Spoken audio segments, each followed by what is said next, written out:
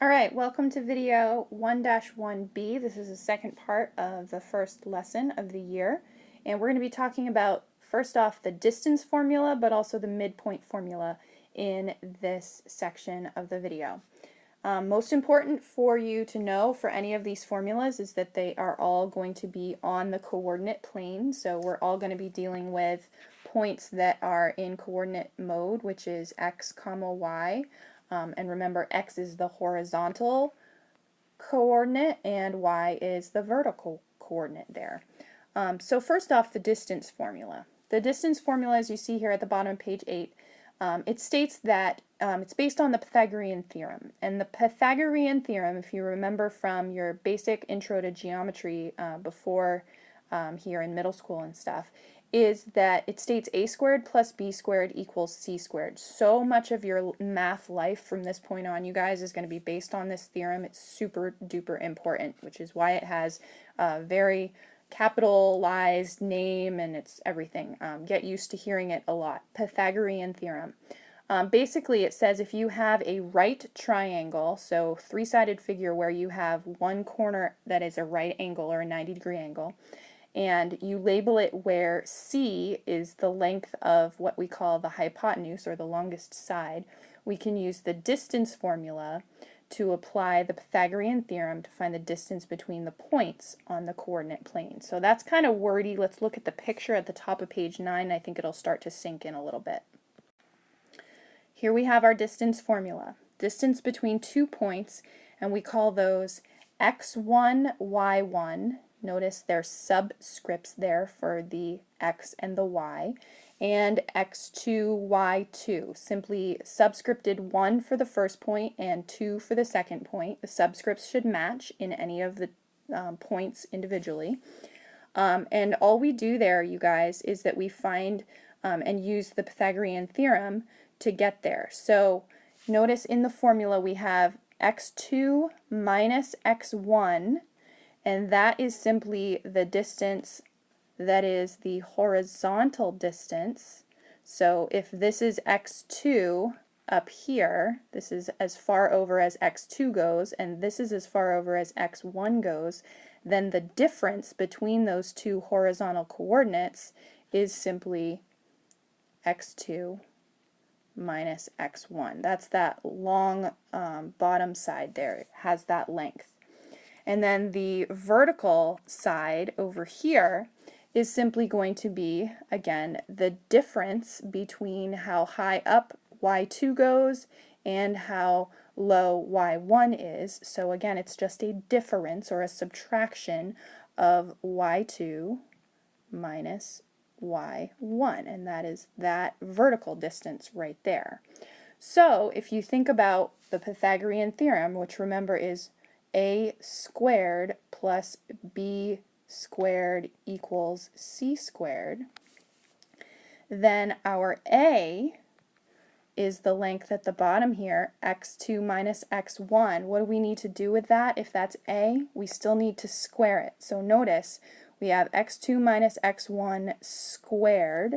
Then we're going to add to that b squared, which is b is the vertical distance, which is the difference between the y coordinates, and we still need to square it. So then again, here's b squared, or y2 minus y1 squared. Okay? Now you say, Mrs. Pollack, why in the world does this have this huge square root symbol around it? Really good question. Well, remember, c squared is the hypotenuse, or this long side of the triangle squared, okay? But if we're doing distance, all we really want is just c, okay? So how do we get from c squared to c? We take the square root. That's where that square root comes from. The order of operations here is really important for you to have down. So we're going to go through a couple of examples, and I'm going then to have you do a your turn problem on your own, okay? So here we go with example 2. We have our diagram here. It says determine whether the given segments have the same length. If they have the same length, that means they're the same distance apart, and we're going to justify our answer. So the question here in part A is does A, B, and CD have the same length? Does segment AB and segment CD have the same length?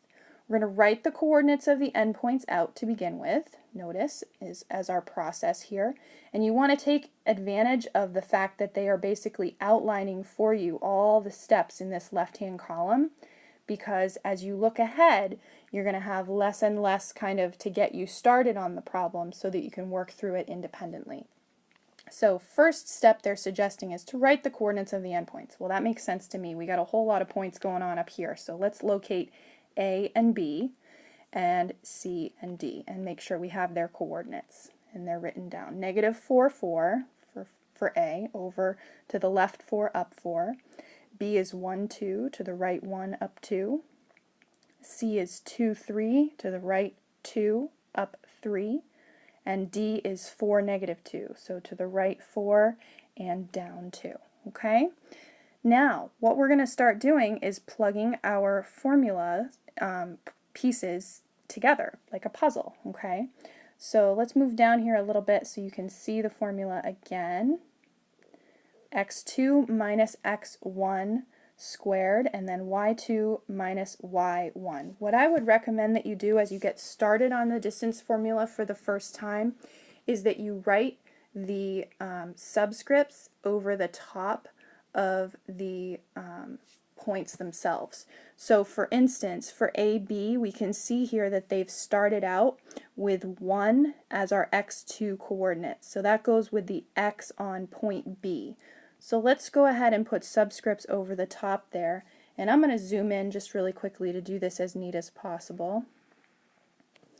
I would go ahead and do, again, they're calling it x2 right here for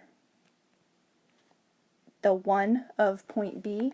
So that means that A, if we're finding segment AB's length, A has our 1 subscripts. So -4 is x1, and 4 here is y1. Remember, you want to make sure that the subscripts match in any one point. And then over here we would call this y2. So for our first example, zoom back out so you can see, again, x2, 1, minus is part of the formula, regardless of whether you are subtracting a negative, and we are subtracting a negative here, so notice what the next step says. 1 minus -4 is 5. So that's 5 is the number we need to square. Then we're going to go over here and do the same thing with subtracting our y coordinates. So y2 is 2, and y1 is 4. 2 minus 4, and then we're going to square it. So the numbers that we're squaring, again, are 5 and -2 squared. Now remember, with order of operations, we want to make sure that we square the numbers before adding them, and your book doesn't have that step, so if you need to see it, the in-between step here was that the square of 5 is 25, and then the square of -2, notice, is always still a positive number when you square a -4, and that's where they get the square root of 29.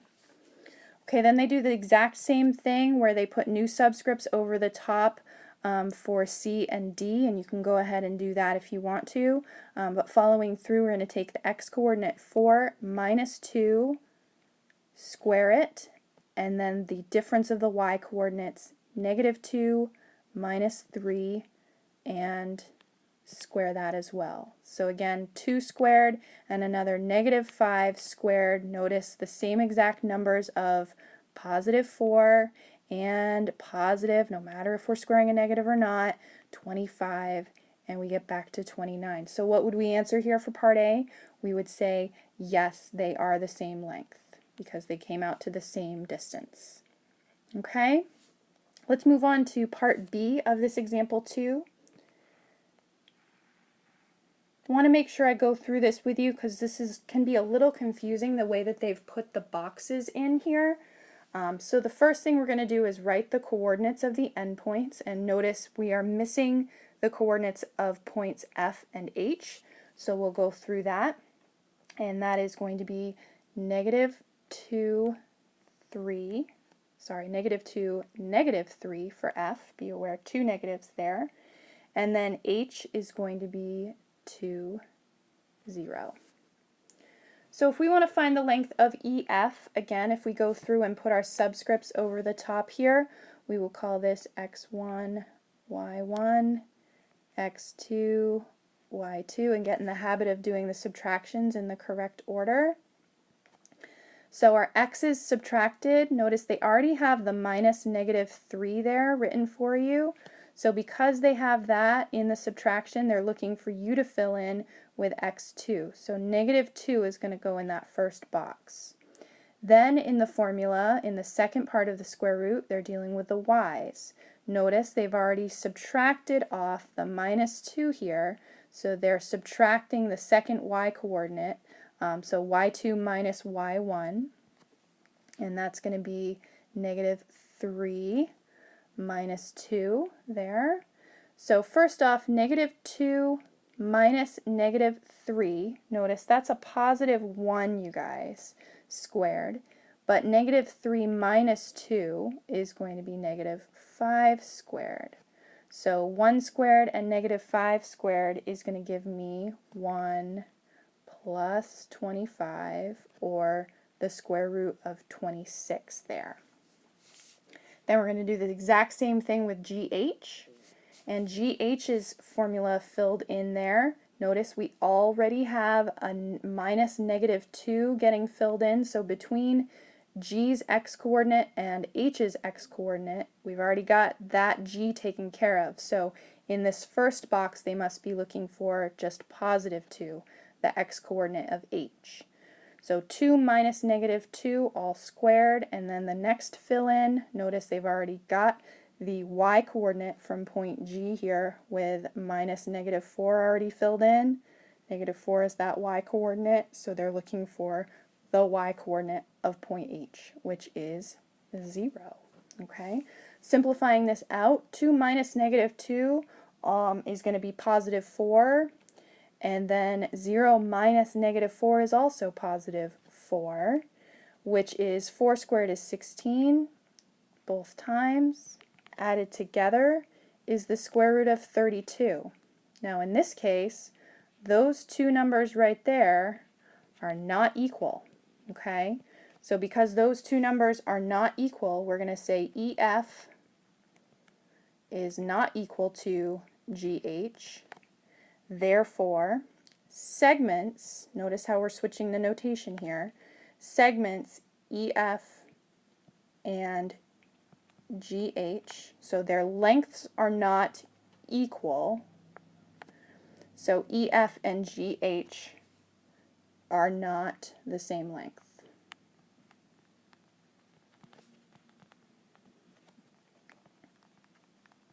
Another way to say that, as we learned in our notation piece of the first video, is we could also say that EF segment is not congruent, there's that symbol again with the equal sign and then the little squiggle over the top, is not congruent to segment GH.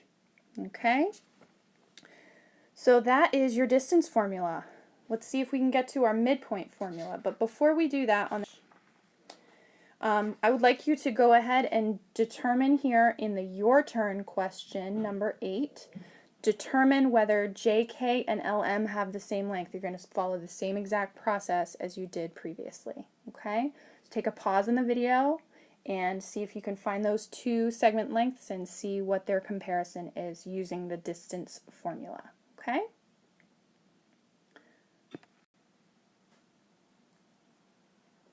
Okay, after you've done the your turn, we're going to talk a little bit about the midpoint formula here at the bottom of the page. First off, what is a midpoint? It's very simple. It's the middle point of a line segment. The only thing that can have a midpoint is, of course, a line segment, because if we have any chance of a line going forever, infinity is not something we can cut in half. Okay, so it has to be a segment that we're cutting in half. Anything that cuts a segment in half and goes through the point in the middle, or the midpoint, is what we call a segment bisector. Notice in your notes here at the bottom of page 10, it says it could be a line, a ray, or another figure that goes through the midpoint. It could be a segment itself, but notice here's our notation again with our tick marks. That shows you that the distance from P to M and the distance from M to Q are the same exact length. So we're not going to go through really the construction on page 11. You can go ahead and just skip that. We are going to be doing, again, constructions, but we're going to wait a little bit on that. So we're going to go right over to page 12 and explain 4 here on page 12. So for a midpoint formula, again, using coordinate plane notation, it's very simple. To find the middle of two numbers, we are simply going to be averaging them. We're going to average the x coordinates, and we're going to average the y coordinates.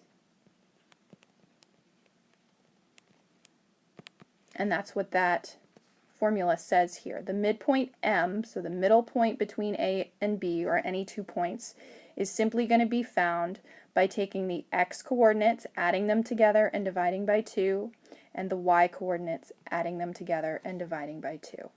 So example 4 simply asks us to show that each statement here is true. Part A of this, it says if I have two endpoints P and Q, then the midpoint M of segment PQ, we want to prove that it's true that it lies in quadrant 3. So I don't know about you, but if we want to prove which quadrant it's in, we should probably locate that point itself. Using the midpoint formula,